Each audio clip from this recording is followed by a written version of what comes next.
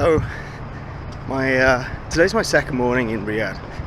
I feel so much better today than I did yesterday. I tried filming some areas of Riyadh yesterday, but I was tired and jet lagged. So I live in Singapore. Singapore is 5 hours ahead of Saudi Arabia. So I was waking up here at 3 or 4 o'clock in the morning, and the same when I was in Abu Dhabi and Dubai before I came here.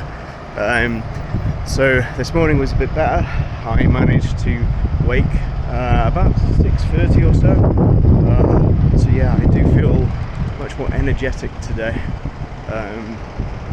Also as well, I had a nightmare drive from Abu Dhabi back up to Dubai airport on Monday. So yeah, it was a pretty long day. I arrived here in Riyadh very late Monday. So I probably got to my hotel around midnight, and again woke up about 5 a.m. And then yesterday, I was pretty shattering. So yeah, I feel better today. I am plan for the day is it's 9 o'clock again here. I don't have meetings this morning with people I know here, so I'm going to do some more exploring, and then I'm going to catch up with friends here this afternoon. And but yeah, it's a good time to get out and go around the city. As you may expect, there is not a cloud in the sky, but the weather feels pretty nice. Again, like I say, I'm from Singapore. Singapore is hot and humid. The weather here, I think, is hotter. It's probably, I would say at the moment it feels about 30 degrees, but there is a breeze. And it does not feel humid. In the time I've been in the Middle East for the last few days, I've not felt like I'm constantly sweating like I do in Southeast Asia. I love Singapore. I lived in Singapore for 10 years. But the one thing that gets you down sometimes is the amazing amount of humidity. That means sometimes you have to shower like 3 times a day. You've been out in the morning, you've been out for lunch, you've been out in the evening. Yeah, and then you come back and you just feel dirty. You feel like you need to wash yourself, get yourself feeling fresh again. But over here, don't have that problem. Obviously, it's April now. It will be getting hotter. It does go up to, I think, June and July. The average temperature here is about 43 degrees Celsius. So June, July, August. Obviously those months are, those are the months you have to really deal with, and maybe I wouldn't be walking around in those kind of temperatures. I know I lived in Houston, Texas for a couple of years, and that was kind of similar. It would go so hot. It would go into the 40s with high humidity, and then you have to jump in your car. So I'm just coming up to now a busy freeway. I'm going to walk down here. It's going to get a bit noisy, so yeah, I'm going to go off to explore. I'll catch you guys a bit.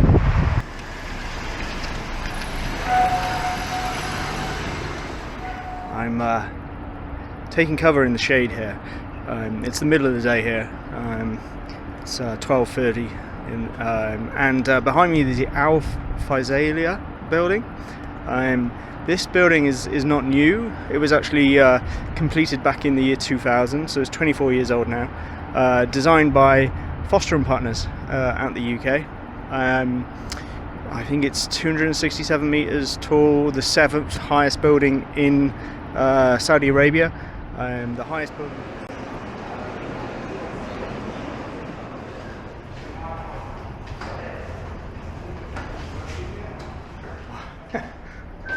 Come to the to experience the Al Faisaliah Tower.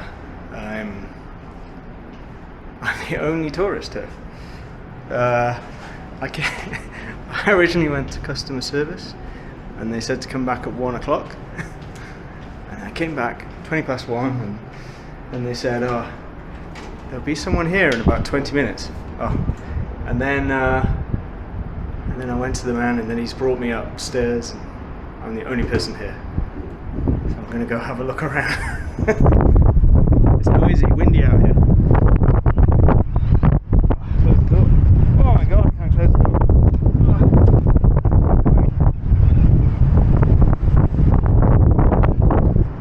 Okay.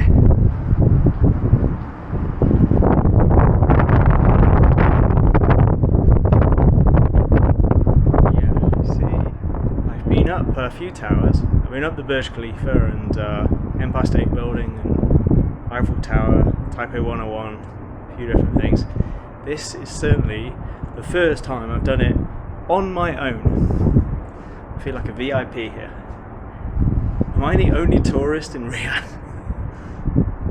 I'm not really a tourist, I am kind of here on business. I am meeting people while I'm here, but I'm doing some touristy things at the same time. This is, if you want to be a tourist but you also kind of want to relax and chill, maybe consider Riyadh. Obviously, the kingdom is investing hugely in its infrastructure and hoping to attract more tourists. I'm in Riyadh partly because of the amount of, well, I am here because of the amount of construction projects. I flew into the airport here, which is King Khalid Airport, but they are redeveloping that airport and building what's going to be the largest airport in the world, King Salman International Airport, which when it's completed could have a capacity of 185 million passengers a year. When you consider I'm the only tourist, obviously, yeah, they still need to work on bringing more tourists in. But you know, hopefully maybe videos like this might help. You actually see it's actually nice here. It's relaxed, it's chilled, people are really friendly. It's a fairly clean and tidy city. Everything you need is here, all the shops, restaurants, obviously no alcohol. Alcohol is still illegal in the kingdom. There, you know, it is a dry country. There was some news that a shop had opened.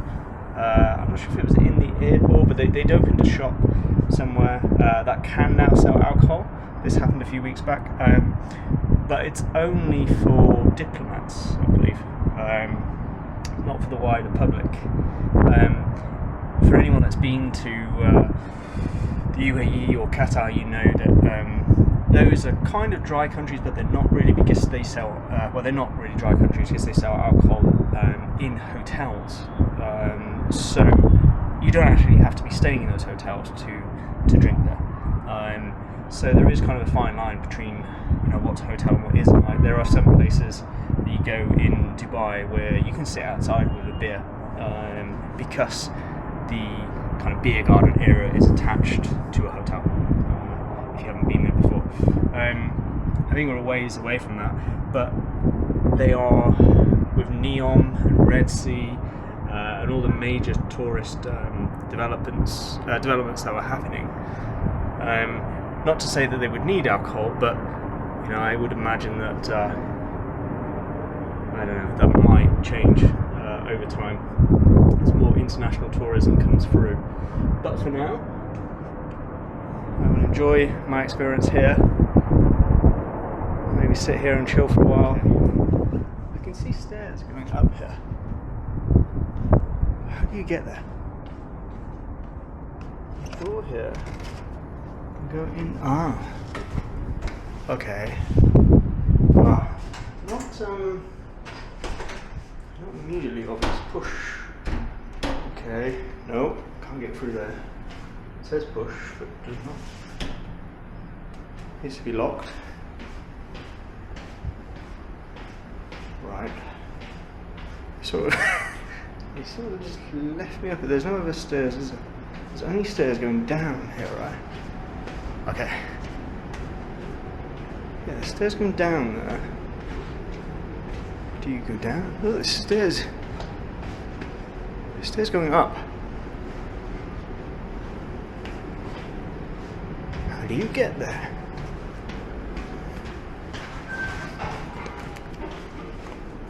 Is someone coming up? Can I go up?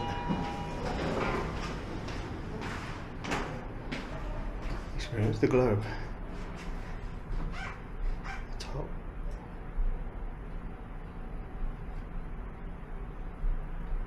Okay, pressing buttons, nothing happens. So strange. Right. I don't want to go back down if there is some way to see something else. I've never been so confused. There's nobody around. It seems like it's all locked. Does it slide? No. Okay, I go back down. I guess. How do you even go down? Right, so. I'm going down. I don't know. Okay, lift's returned again.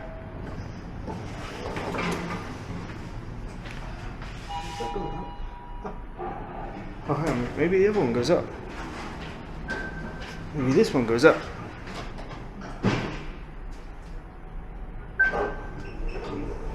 No. Okay, the buttons don't do anything. So I guess I'm gonna go down.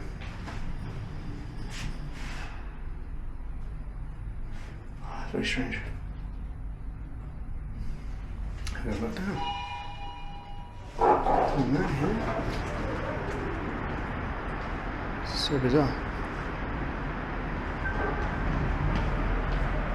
This is very weird.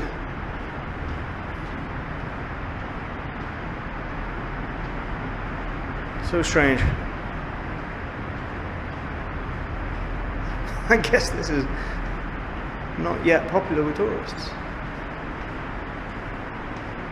I'm the only person here.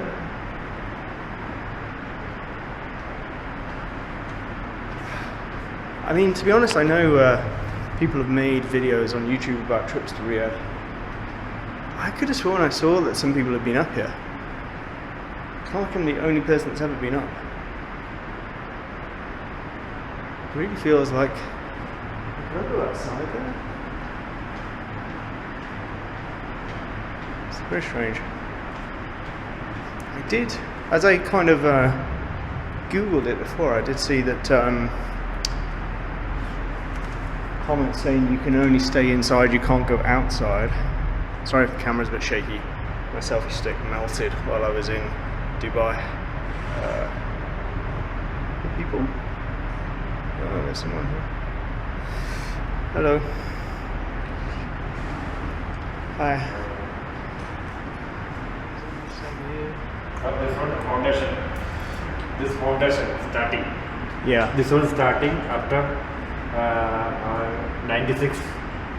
After 96 starting. This one 96. This grand down. Right. This one basement.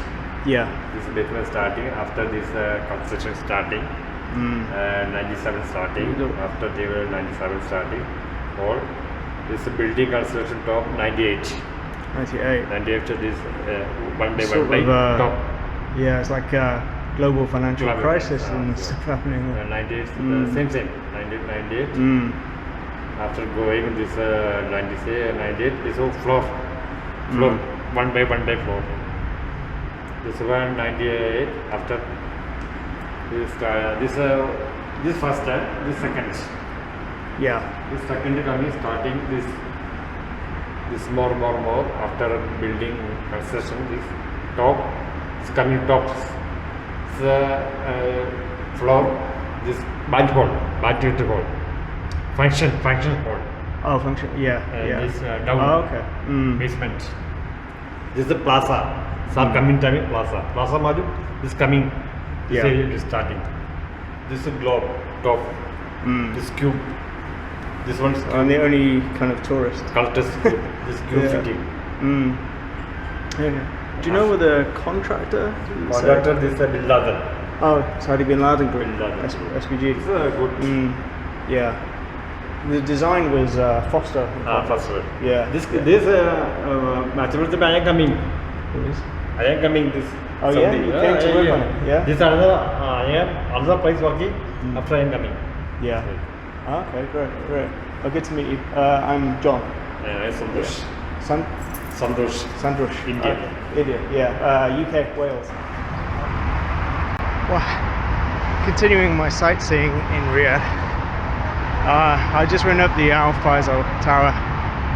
It's just kind of an unusual experience because obviously I was the only tourist, well, non-local up there, and yeah, good to see the view.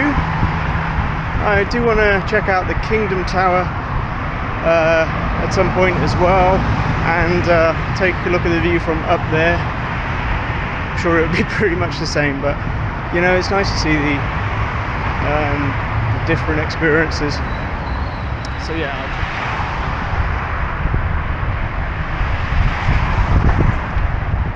King Fahad Library was established back in the 80s as a service, and then this building I believe opened in 1990. Obviously it's been redeveloped over time, refurbished and developed to a higher standard of sustainability. So I think it's actually part of the Vision 2030 for Saudi Arabia, you know, making every building in the city really more sustainable, certainly the government buildings and buildings backed with government funding. And yeah, inside is obviously historical documents and Arabic books from Arabic culture. Now I haven't been to kind of have a look around. I did have a peep inside, but obviously you know, I'm not going to go and take books out. So I wanted to see the building because, like I say, it's so close to Faisaliah building. Yeah, interesting building to see.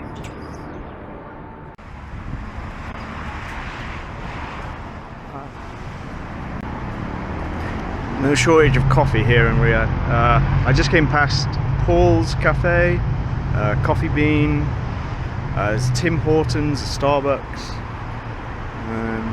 Yeah, there's like malls everywhere on this street here. I'm sure behind me. There was malls that I just came from down there, where the new Riyadh Metro station is. There's some more further down the road here. So yeah, no shortage of coffee options and places to sit down and get a bit of work done. I'm gonna go grab a coffee. Got myself a super healthy breakfast. Carrot cake, not Singapore style carrot cake, but a cake that has carrots in, and a blueberry muffin. Starbucks. So I chatted with people that work here. Everyone kind of behind the counter speaks pretty good English. A lot of people from the Philippines working here, same as you find in other parts of the Middle East. And I asked them about the metro. They were saying, yeah, it's still being tested, still going through testing and commissioning, and yeah, operational readiness before they open the doors on it. They did mention that a lot of tourists have been asking whether the metro is going to connect to the airport, and they were saying it's only going to go around the central city locations, but I'm not sure. I will check on that. So obviously, yeah, if it would connect to the airport, or at least another kind of overland rail up to the airport, that would be pretty ideal. I'm sure if it's not already part of the network that's opening now, it must be part of the future plans.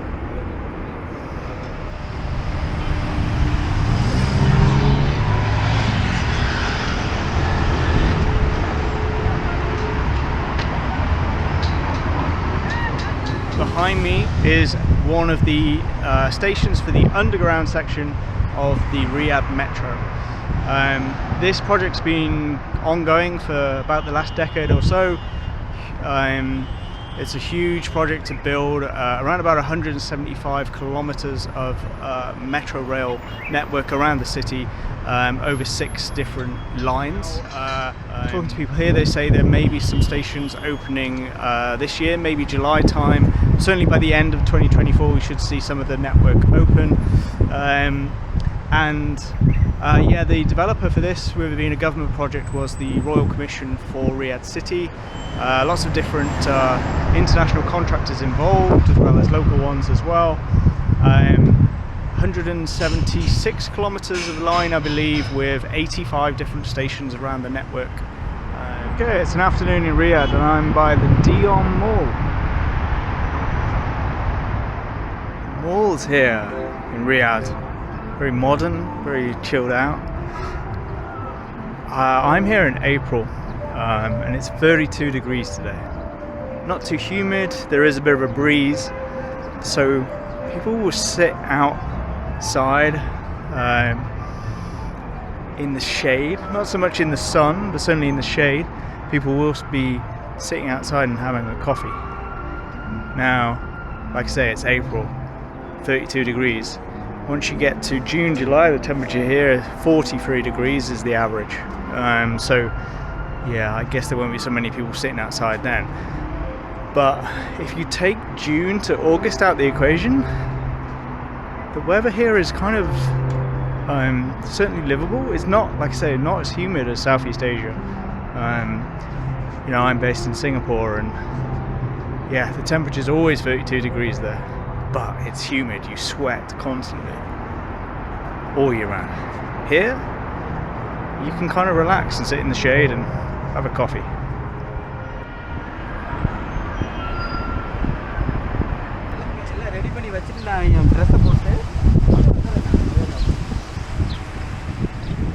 The entrance I came in through was the Four Seasons Hotel.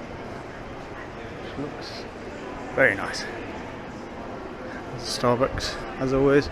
Apparently I can walk through to the mall from here. Wow. Lovely and cool in here. I mean, it wasn't too bad outside, but inside here, temperature is cool.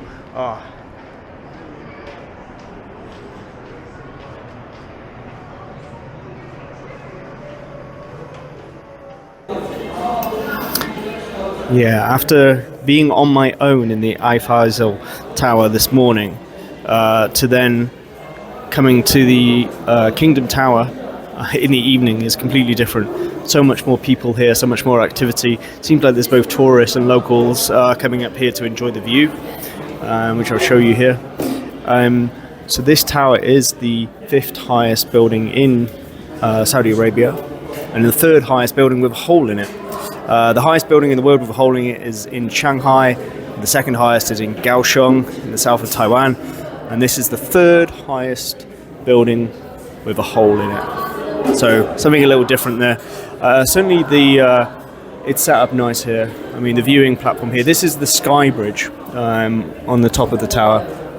Yeah, it's a nice place to come and enjoy the view. And downstairs is a modern mall with amenities and yeah, everything you need really. So it's a nice place to come and hang out. The surrounding area has been cultivated as well, and yeah, you can see north of the city behind me, and then I'm facing the Faisaliah Tower that went up this morning is just across on the other side. So yeah.